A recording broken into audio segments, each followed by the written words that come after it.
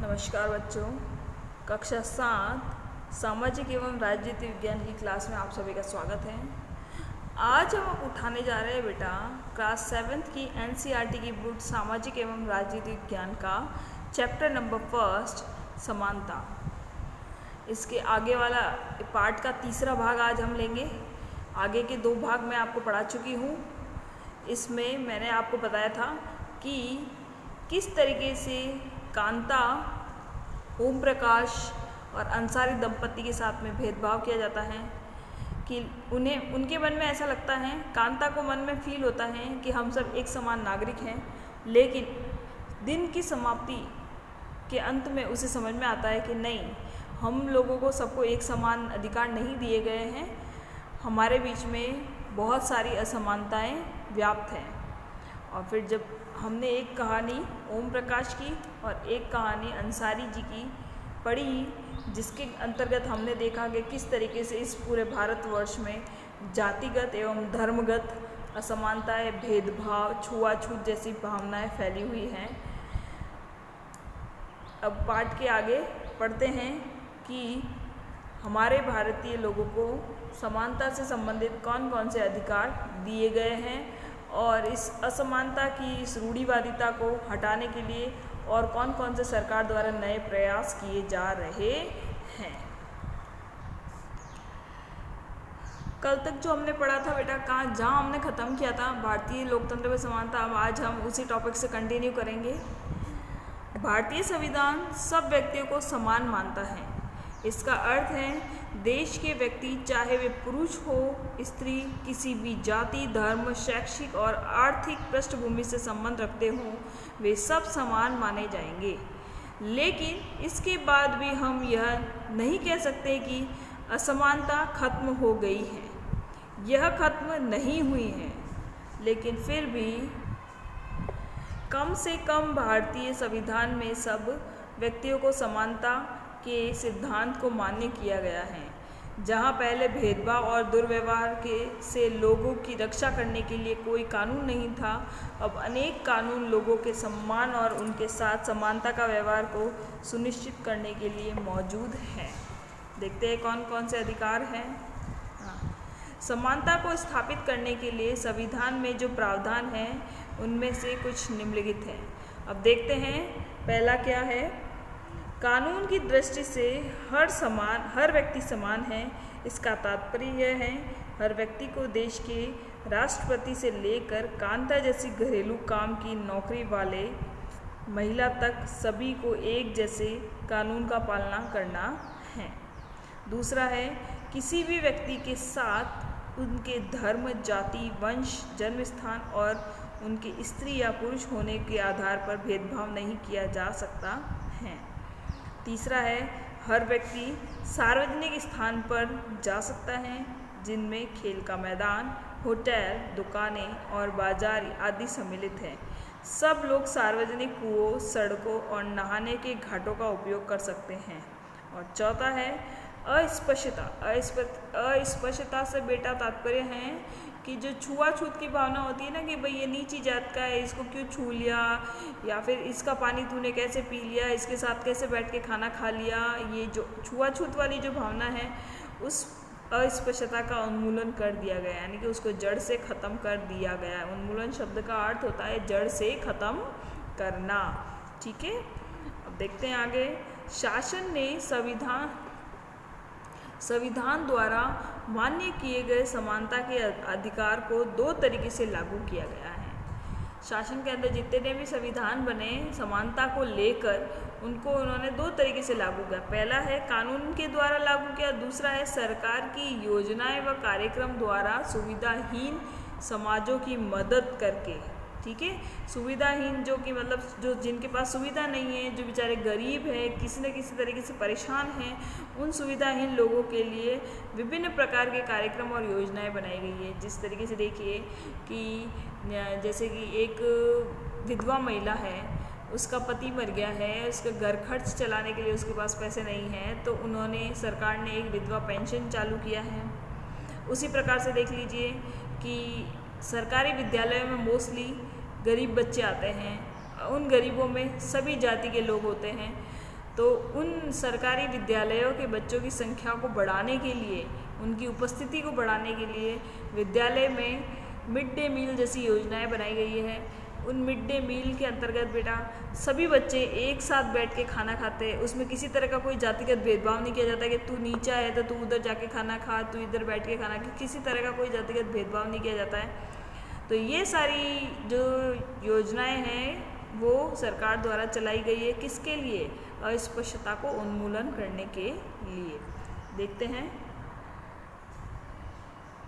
भारत में ऐसे अनेक कानून हैं जो व्यक्ति के समान व्यवहार प्राप्त करने के अधिकार की रक्षा करते हैं। कानून के साथ साथ सरकार ने उन समुदायों जिनके साथ सैकड़ों वर्ष तक असमानता का व्यवहार हुआ है, उनका जीवन सुधारने के लिए अनेक कार्यक्रम एवं योजनाएं लागू की हैं।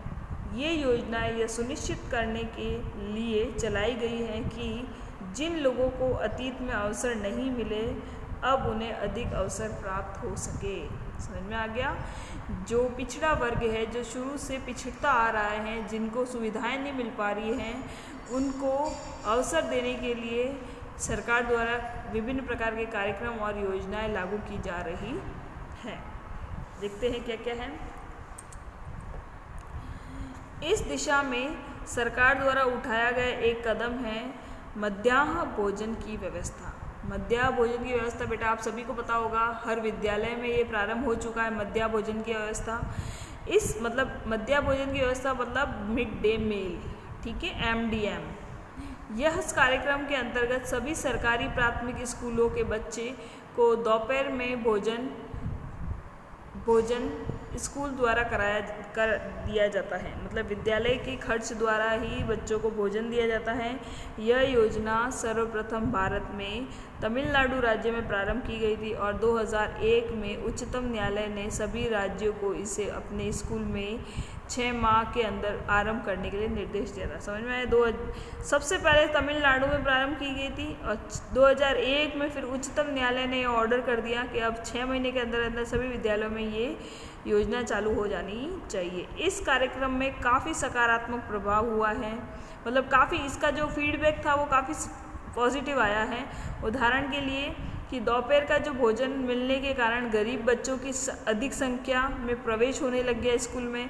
वरना गरीब बच्चे यूँ सोचते थे उनके माता पिता कि स्कूल जाके क्या करेगा, कम से कम हमारे काम में हाथ बटाएगा तो 2 पैसे तो कमाएगा, ये उनके सोचने की मेंटेलिटी थी। लेकिन अब उनको लगा कि जब अब विद्यालय में किताबें भी फ्री में दी जा रही है, बैग भी फ्री में दिया जा रहा है, यहाँ तक कि विद्यालय की फ़ीस भी नहीं लग रही है और अब तो भोजन भी फ्री में दिया जा रहा है, तो फिर बच्चों को स्कूल भेजने में क्या तकलीफ़ है। इस कारण माएँ अपने बच्चों को विद्यालय भेज रही हैं, तो गरीब बच्चों की संख्या में वृद्धि हुई है।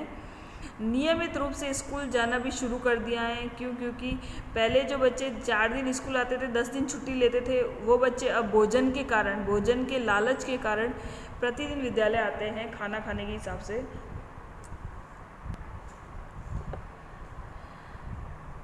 शिक्षक बताते हैं कि पहले बच्चा खाना खाने घर जाते थे और फिर वापस स्कूल लौटते ही नहीं थे। बहुत सारे बच्चे ऐसे हुआ करते थे जो खाना खाने घर तो चले जाते थे लंच ब्रेक में, बट लंच ब्रेक के बाद में वापस विद्यालय नहीं आते थे। परंतु अब जब से विद्यालय में मध्याह्न भोजन मिलने लग गया है, उनकी उपस्थिति में सुधार आया है।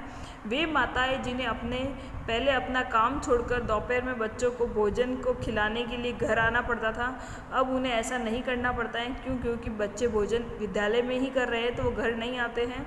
इस कार्यक्रम से जातिगत पूर्वाग्रहों को कम करने में सहायता मिली है, क्योंकि स्कूल में सभी जाति के बच्चे साथ साथ भोजन करते हैं। कुछ स्थानों पर तो भोजन पकाने के लिए भी दलित महिलाओं को काम पे रखा गया है ताकि किसी तरह का कोई जातिगत भेदभाव न हो। मध्याह्न भोजन कार्यक्रम ने निर्धन लोगों की भूख मिटाने में भी सहायता की है, जो प्राय खाली पेट स्कूल आते थे और इस कारण उनका पढ़ाई में ध्यान केंद्रित नहीं हो पाता था। अब वे बच्चे समय समय पर भोजन करते हैं। यद्यपि शासकीय कार्यक्रम अवसरों को समानता बढ़ाने में महत्वपूर्ण भूमिका निभा रहे हैं, किंतु यद्यपि शासकीय कार्यक्रम अवसरों को समानता बढ़ाने में महत्वपूर्ण भूमिका निभा रहे हैं, किंतु अभी भी बहुत कुछ करने की आवश्यकता है। मध्याह्न भोजन कार्यक्रम ने निर्धन बच्चों को स्कूल में प्रवेश और उपस्थिति तो बढ़ा दी, लेकिन फिर भी इस देश में वे स्कूलें जहां अमीरों के बच्चे जाते हैं उन स्कूलों से बहुत अलग है जहां गरीबों के बच्चे पढ़ते हैं।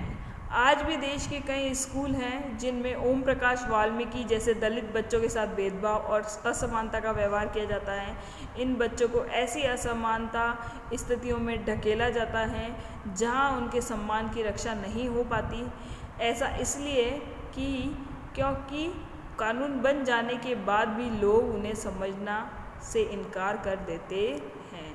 इसका प्रमुख कारण यह है कि दृष्टिकोण में बहुत धीरे धीरे परिवर्तन आता है। यद्यपि लोग यह जानते हैं कि भेदभाव का व्यवहार कानून के विरुद्ध है, फिर भी वे जाति, धर्म, अपंगता, आर्थिक स्थिति और महिला होने के आधार पर लोगों से असमानता का व्यवहार करते हैं। वर्तमान दृष्टिकोण को बदलना तभी संभव है जब लोग यह विश्वास करने लगे कि कोई भी कमतर नहीं है और हर व्यक्ति सम्मानजनक व्यवहार का अधिकारी है। प्रजातांत्रिक समाज में समानता स्थापित करना एक सतत संघर्ष है जिसमें व्यक्तियों और विभिन्न समाजों को सहयोग देना है। इस पुस्तक में आप इस बारे में और अधिक पढ़ेंगे। अब चलते हैं नेक्स्ट टॉपिक, अन्य लोकतंत्रों में समानता के मुद्दे। शायद आप सोच रहे होंगे कि क्या भारतीय लोकतंत्र ही ऐसा है जहां असमानता का अस्तित्व है और जहां समानता के साथ संघर्षों को जारी रखा जाता है। सच तो यह है कि संसार के अधिकांश लोकतांत्रिक देशों में समानता के मुद्दे पर विशेष रूप से संघर्ष हो रहे हैं। उदाहरण के लिए संयुक्त राज्य अमेरिका में अफ्रीकी अमेरिकन लोग जिनके पूर्वज गुलाम थे, समझ में आया, जो अमेरिका में रहने वाले लोग हैं उन्हें अमेरिकन ही कहा जाता है, लेकिन कुछ जैसे कि अफ्रीका से अमेरिका में गए हैं, अफ्रीका से उठ के अमेरिका में चले गए हैं, तो उनके पूर्वजों को वहाँ गुलाम माना जाता है और उनके जो बच्चे हैं उनको भी अभी तक भेदभाव की दृष्टि से देखा जाता है। जो अफ्रीका अमेरिकन जो लोग हैं जिनके पूर्वज गुलाम थे और अफ्रीका से लाए गए थे, वे आज भी अपने जीवन का मुख्य रूप से असमान बताते हैं। जबकि 1950 के अंतिम दशक में अफ्रीकी अमेरिकनों को समान अधिकार दिलाने के लिए एक आंदोलन हुआ था। अब ये आंदोलन कौन सा था, हम इसके बारे में आगे पढ़ेंगे। कब हुआ था? 1950 के अंतिम दशक में हुआ था। ये एक आंदोलन छिड़ा था। इससे पहले अफ्रीकी अमेरिकनों के साथ संयुक्त राज्य में बहुत असमानता का व्यवहार होता था। ठीक है, इससे पहले अफ्रीकी अमेरिकनों के संयुक्त राज्य अमेरिका के साथ बहुत असमानता का व्यवहार होता था और कानून भी उन्हें समान नहीं मानता था। उदाहरण के लिए बस में यात्रा करते समय उन्हें बस में पीछे बैठाना ज़्यादा पड़ता था, या जब भी कोई गोरा आदमी बैठना चाहे तो अपनी सीट से उठ जाना पड़ता था। इस तरीके का भेदभाव भी अमेरिका में होता था। अब देखिएगा बेटा, अभी मैंने आपको आगे आगे बताया कि 1950 के अंतिम दशक में एक आंदोलन छिड़ा। वो आंदोलन क्या था, वो आंदोलन किसने छेड़ा था, किस वजह से छेड़ा था, उस बारे में आज हम पढ़ेंगे। रोज़ा पार्क्स नाम की एक अफ्रीकी अमेरिकन महिला थी। अफ्रीकी अमेरिकन महिला नाम से आपको पता चल गया होगा कि वे महिलाएं जिनके पूर्वज गुलाम हुआ करते थे। ये थे की बात है बेटा। रोज़ा पार्क्स जो कि 1913 में जन्म हुआ और 2005 में जिनकी मृत्यु हुई, एक अफ्रीकी अमेरिकन महिला थी। 1 दिसंबर 1955 को दिन भर के काम करके थक जाने के बाद वह बस में उन्होंने अपनी सीट से एक गोरे व्यक्ति को देने से मना कर दिया। मतलब अपनी जैसे ही गोरा व्यक्ति आया उसको वो सीट देने से मना कर दिया। उस दिन उसके इनकार से अफ्रीकी अमेरिकनों के साथ असमानता को लेकर एक विशाल आंदोलन प्रारंभ हो गया, जो नागरिक अधिकार आंदोलन यानी कि सिविल राइट्स मूवमेंट कहलाया। 1966 के नागरिक अधिकार अधिनियम ने नस्ल, धर्म और राष्ट्रीय मूल के आधार पर भेदभाव को निषेध कर दिया।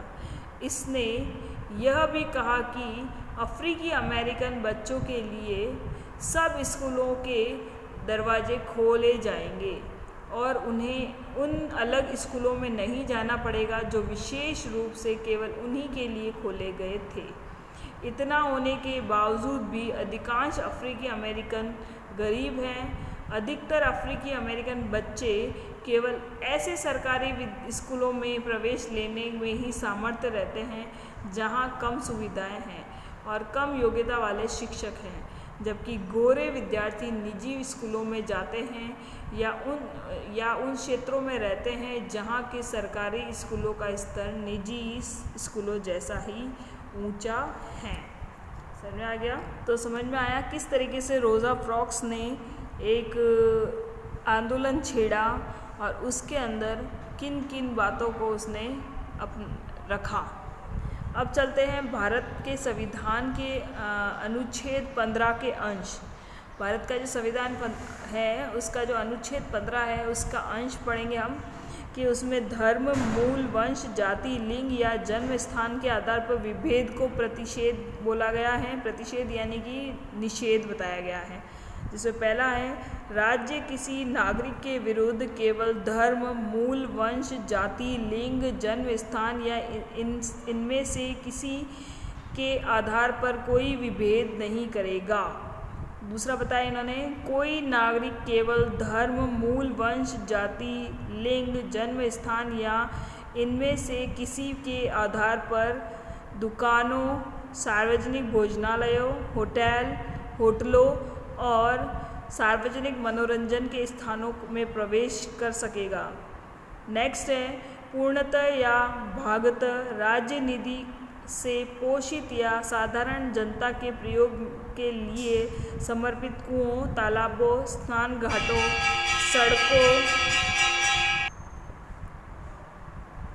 सड़कों और सार्वजनिक समागम के स्थानों का उपयोग के संबंध में किसी भी निर्योग्यता, दायित्व, निर्बंधन या शर्त के अधीन नहीं होगा। समझ में आ गया बेटा? इसी के साथ हमारा ये चैप्टर कंप्लीट हुआ आज। प्रश्न उत्तर हम अगले वीडियो के अंदर देखेंगे।